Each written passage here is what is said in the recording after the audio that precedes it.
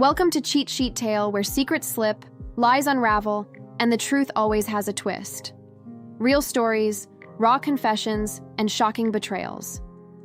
Drop a comment if you've ever caught a red flag too late. Now let's get into today's tale. On my birthday, my girlfriend rushed off, texting, "X needs me. Don't wait up." I replied, "Understood."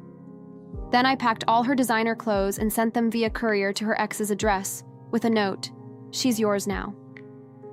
3 hours later, her ex was angrily calling me because she was crying on his doorstep with suitcases.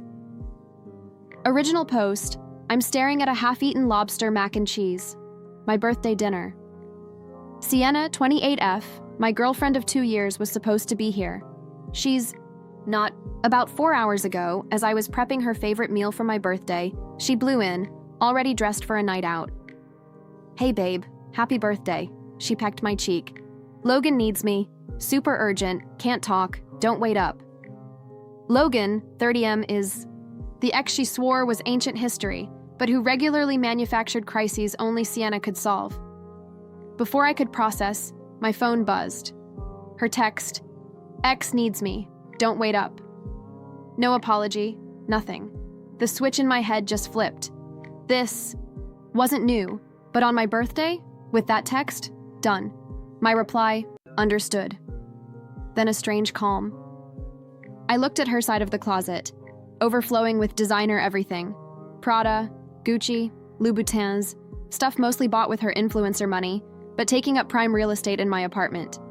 So I started packing, carefully, methodically. 3 large suitcases and 2 oversized totes.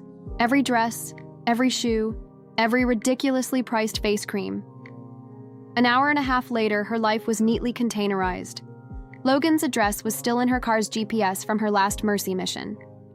I wrote a note. "She's yours now. Looks like she needs you more." Tucked it into a suitcase. Called a 24/7 rush courier. Watched them load up her worldly possessions. "Handle with care," I said. "Very valuable." 3 hours later, an unknown number. Ethan? Gruff, annoyed, speaking, Logan. "What in the world?" Sienna was wailing dramatically in the background. "She's on my doorstep with all her stuff. Crying. Says you threw her out. She's hysterical about all her expensive things, saying, 'Some of it better not be damaged.'" I sipped my wine. "Did I? Or did she choose to be with you on my birthday because you needed her? I just helped her belongings catch up. Everything was packed carefully." "You're insane." "She came here because I was having a crisis." "Funny, you're calling me about suitcases instead of handling said crisis." "She has nowhere to go. Her name isn't on the lease here. You can't just kick her out." The entitlement was already blooming. "She's not on my lease either, Logan. It's my place. She left. I forwarded her mail, so to speak." "This is nuts. Let her back in, or come get her stuff." Sienna was now screeching something about how she'd check every single item. Nope, she made her choice. "You're her emergency contact. Deal with it." I hung up. The silence is nice. This is far from over, though. Sienna and Logan thrive on drama. Update 1. 48 hours later, the last 2 days.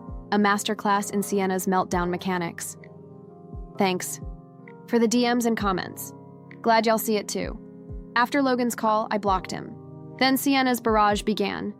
Voicemails, sobbing, raging, pleading. The hits. "Ethan, how could you? It was my birthday." Still my birthday, Sienna, as you well know. "I was just being a good friend to Logan.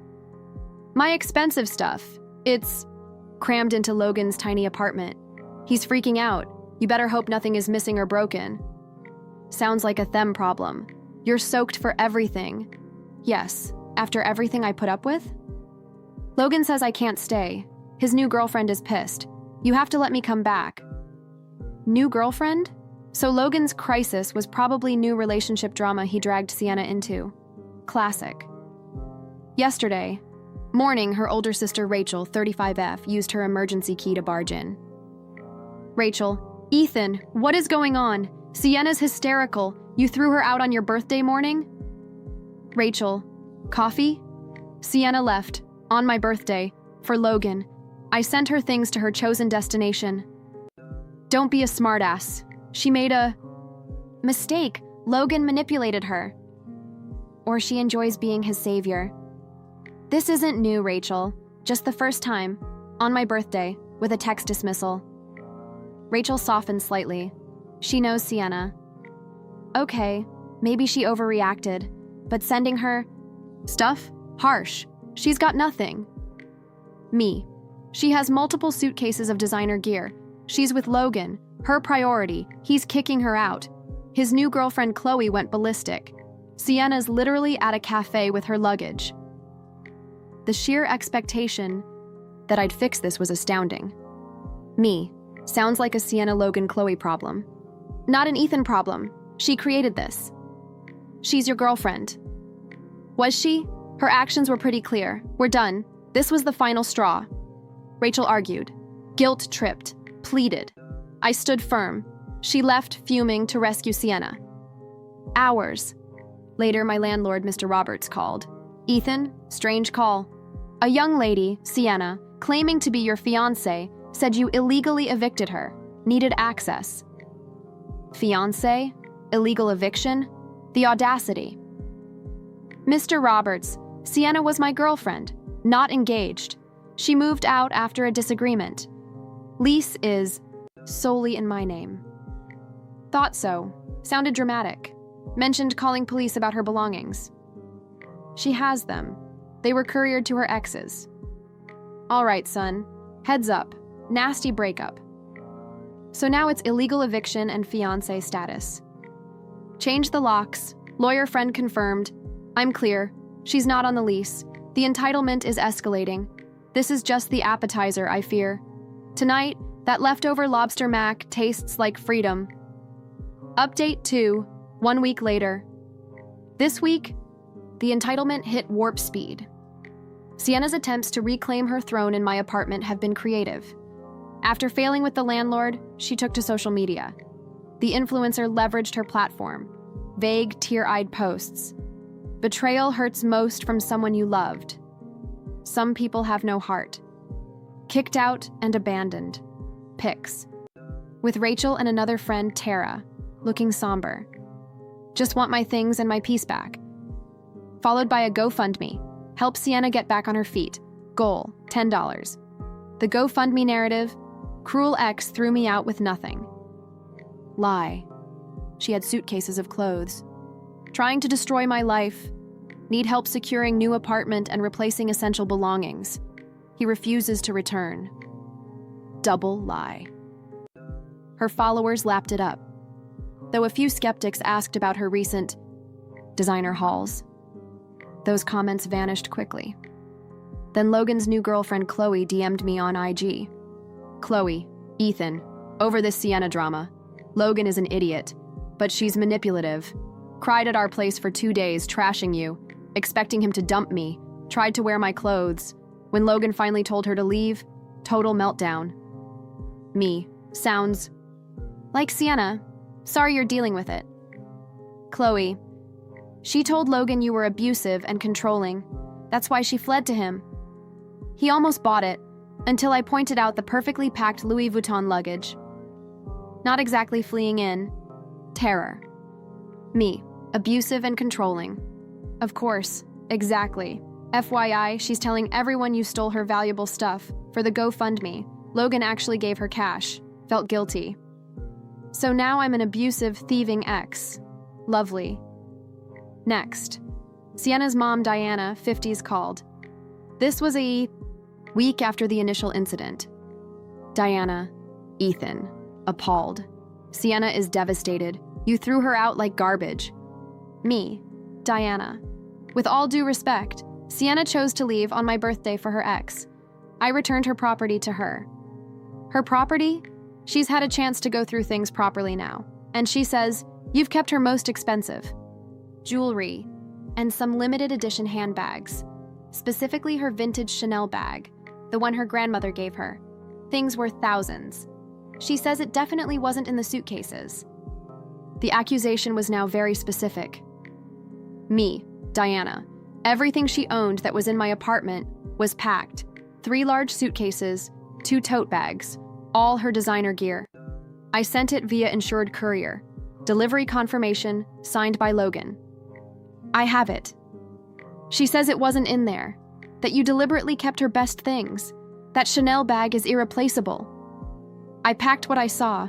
If something specific is missing according to her now, perhaps she should recheck all her bags very carefully or consider. If it was stored elsewhere before this, did she check her old room at your house? It wasn't singled out to me as being left behind when she was at Logan's. Are you calling my daughter a liar? Me. I'm saying I sent everything I found in my apartment. If she genuinely believes, after a thorough search, that items were stolen by me, she should file a police report. I have delivery documentation for all the luggage, a calculated bluff. I doubted she'd want cops involved with her GoFundMe scam. Diana. Unacceptable. Find that bag or our lawyer calls. Me. I await any communication from your lawyer. Goodbye. Diana. Click.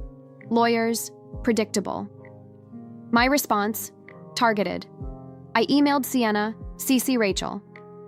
Subject. Your belongings and recent accusations. Sienna. It has come to my attention via your mother that you are now claiming, a week after receiving your belongings, that I have stolen specific items of yours, including expensive jewelry and a vintage Chanel bag. To reiterate, all items of yours that were in my apartment as of birthday date were packed by me into 3 suitcases and 2 tote bags. These were dispatched via courier, company name, tracking number, and delivered to Logan at Logan's address on birthday date, time. The delivery was signed for by Logan, receipt and confirmation attached. I also have time-stamped photos I took of the open suitcases before they were sealed, showing the contents, including numerous handbags and jewelry boxes. Small embellishment, but enough to sow doubt. If you genuinely believe items are missing after thoroughly rechecking everything delivered, consider if these items were perhaps stored elsewhere, e.g., your parents' house, a safety deposit box, and overlooked in your initial check. File a formal police report detailing the allegedly stolen items, their value, and any proof of ownership. I will, of course, cooperate fully with any official police investigation and provide them with my documentation. Continuing to make false and defamatory statements, publicly or privately, about me committing theft will result in me exploring my own legal options for defamation. This is your only warning. We are finished. Your attempts to manipulate, extort, or slander me will not work. Ethan sent. The GoFundMe had stalled around $350. Let's see how this email plays. Facts are my weapons here. Final update. 3 months later. It's been a journey, but the saga of Sienna's birthday boomerang seems to have concluded with a whimper, not a bang. Which is frankly, delicious. That email, with the courier receipts and the slightly exaggerated mention of photo evidence of the packed bags. Magically, the specific accusations of theft, especially the Chanel bag, evaporated.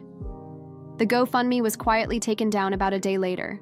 No police report was ever filed. Shocker. Diana didn't call back. Rachel texted me a few weeks later. Hey, Ethan. She found the Chanel bag. It was in an old hat box at Mom's.